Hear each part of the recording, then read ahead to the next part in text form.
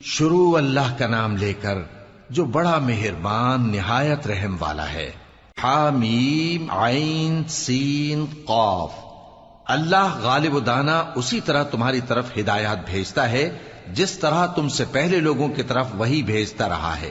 جو کچھ آسمانوں میں اور جو کچھ زمین میں ہے سب اسی کا ہے، اور وہ بلند و برتر ہے، عظیم ہے۔ قریب ہے کہ آسمان اوپر سے پھٹ پڑیں اور فرشتے اپنے پروردگار کی تعریف کے ساتھ اس کی تسبیح کرتے رہتے، اور جو لوگ زمین میں ہیں ان کے لیے معافی مانگتے رہتے ہیں۔ سن رکھو کہ اللہ بخشنے والا مہربان ہے، اور جن لوگوں نے اس کے سوا کارساز بنا رکھے ہیں اللہ ان پر نگراں ہے، اور تم ان پر داروغہ نہیں ہو۔ اور اسی طرح ہم نے تمہارے پاس قرآن عربی بھیجا ہے تاکہ تم اس مرکزی شہر یعنی مکے کے رہنے والوں کو اور جو لوگ اس کے ارد گرد رہتے ہیں ان کو خبردار کرو، اور انہیں قیامت کے دن کا بھی جس میں کچھ شک نہیں خوف دلاؤ۔ اس روز ایک فریق بہشت میں جائے گا اور ایک فریق دوزخ میں، اور اگر اللہ چاہتا تو ان کو یعنی تمام انسانوں کو ایک ہی جماعت کر دیتا، لیکن وہ جس کو چاہتا ہے اپنی رحمت میں داخل کر لیتا ہے، اور ظالموں کا نہ کوئی یار ہوگا اور نہ کوئی مددگار۔ کیا انہوں نے اس کے سوا دوسروں کو کارساز بنا لیا ہے؟ سو کارساز تو اللہ ہی ہے، اور وہی مردوں کو زندہ کرے گا، اور وہ ہر چیز پر قدرت رکھتا ہے۔ اور تم لوگ جس بات میں اختلاف کرتے ہو اس کا فیصلہ اللہ کی طرف سے ہوگا۔ یہی اللہ میرا پروردگار ہے، میں اسی پر بھروسہ رکھتا ہوں اور اسی کی طرف رجوع کرتا ہوں۔ وہی ہے آسمانوں اور زمین کا پیدا کرنے والا، اسی نے تمہارے لیے تمہاری ہی جنس کے جوڑے بنائے اور چوپایوں کے بھی جوڑے بنائے۔ وہ اسی طرح تم کو پھیلاتا رہتا ہے، اس جیسی تو کوئی چیز نہیں، اور وہ سنتا ہے، دیکھتا ہے۔ آسمانوں اور زمین کی کنجیاں اسی کے پاس ہیں، وہ جس کے لیے چاہتا ہے رزق فراخ کر دیتا ہے اور جس کے لیے چاہتا ہے تنگ کر دیتا ہے۔ بے شک وہ ہر چیز سے واقف ہے۔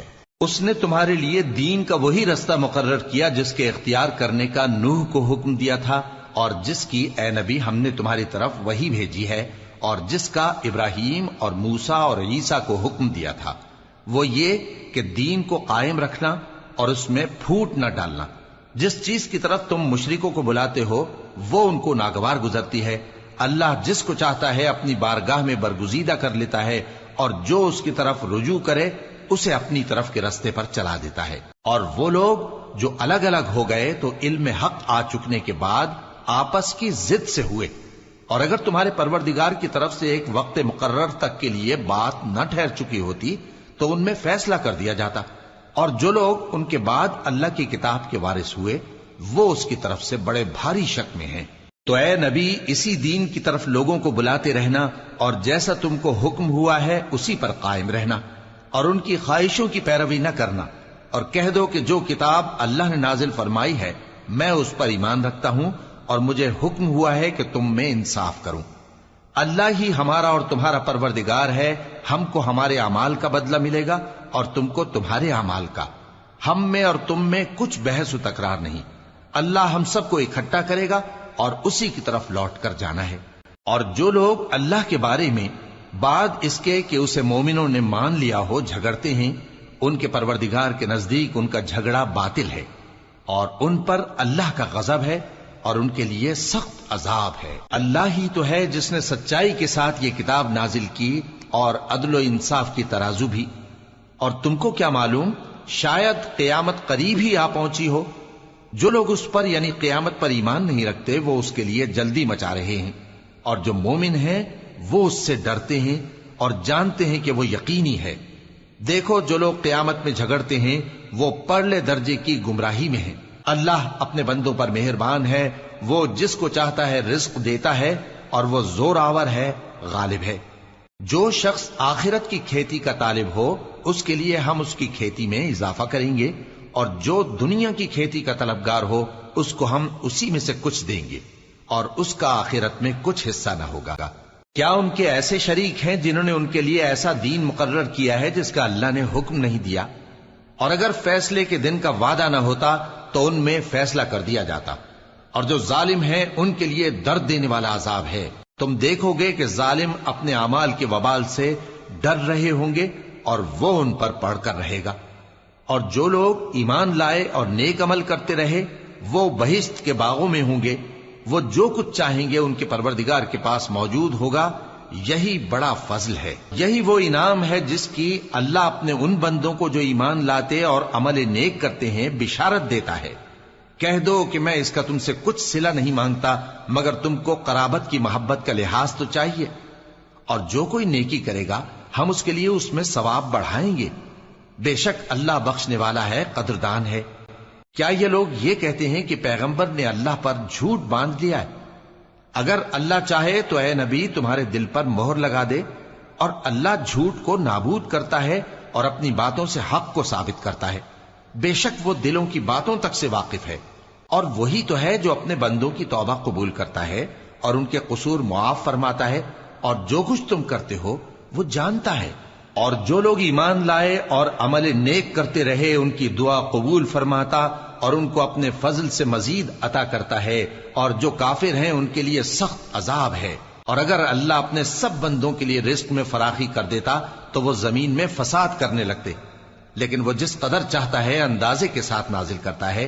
بے شک وہ اپنے بندوں کو جانتا ہے، دیکھتا ہے، اور وہی تو ہے جو لوگوں کی نا امید ہو جانے کے بعد مے برساتا اور اپنی رحمت یعنی بارش کی برکت کو پھیلا دیتا ہے، اور وہ کارساز ہے، لائق حمد و ثنا ہے۔ اور اسی کی نشانیوں میں سے ہے آسمانوں اور زمین کا پیدا کرنا اور ان جانوروں کا جو اس نے ان میں پھیلا رکھے ہیں، اور وہ جب چاہے ان کے جمع کر لینے پر قادر بھی ہے۔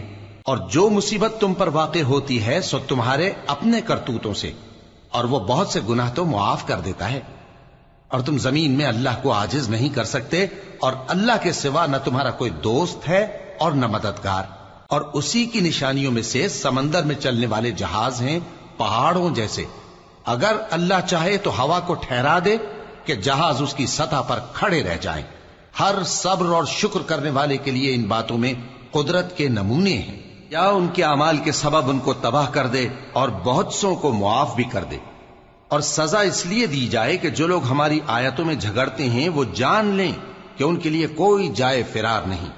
لوگوں، جو مال و متاع تم کو دیا گیا ہے وہ دنیا کی زندگی کا ناپائیدار فائدہ ہے، اور جو کچھ اللہ کے ہاں ہے وہ بہتر اور باقی رہنے والا ہے، یعنی ان لوگوں کے لیے جو ایمان لائے اور اپنے پروردگار پر بھروسہ رکھتے ہیں، اور جو بڑے بڑے گناہوں اور بے حیائی کے کاموں سے پرہیز کرتے ہیں، اور جب غصہ آتا ہے تو معاف کر دیتے ہیں، اور جو اپنے پروردگار کا فرمان قبول کرتے ہیں اور نماز پڑھتے ہیں اور اپنے کام آپس کے مشورے سے کرتے ہیں، اور جو مال ہم نے ان کو عطا فرمایا ہے اس میں سے خرچ کرتی ہیں۔ اور جو ایسے ہیں کہ جب ان پر ظلم و زیادتی ہو تو مناسب طریقے سے بدلہ بھی لیتی ہیں، اور برائی کا بدلہ تو اسی طرح کی برائی ہے، مگر جو درگزر کرے اور معاملے کو درست کر دے تو اس کا بدلہ اللہ کے ذمے ہے۔ اس میں شک نہیں کہ وہ ظلم کرنے والوں کو پسند نہیں فرماتا۔ اور جس پر ظلم ہوا ہو اگر وہ اس کے بعد انتقام لے لے تو ایسے لوگوں پر کچھ الزام نہیں۔ الزام تو ان لوگوں پر ہے جو لوگوں پر ظلم کرتے ہیں اور ملک میں ناحق فساد پھیلاتے ہیں۔ یہی لوگ ہیں جن کو تکلیف دینے والا عذاب ہوگا۔ اور جو صبر کرے اور قصور معاف کر دے تو یہ بڑی ہمت کے کام ہیں۔ اور جس شخص کو اللہ گمراہ رہنے دے تو اس کے بعد اس کا کوئی دوست نہیں۔ اور تم ظالموں کو دیکھو گے کہ جب وہ دوزخ کا عذاب دیکھیں گے تو کہیں گے کیا دنیا میں واپس جانے کی کوئی سبیل ہے؟ اور تم ان کو دیکھو گے کہ دوزخ کے سامنے لائے جائیں گے، ذلت سے عاجزی کرتے ہوئے چھپی نگاہ سے دیکھ رہے ہوں گے، اور مومن لوگ کہیں گے کہ گھاٹے میں رہنے والے تو وہ ہیں جنہوں نے قیامت کے دن اپنے آپ کو اور اپنے گھر والوں کو خسارے میں ڈالا۔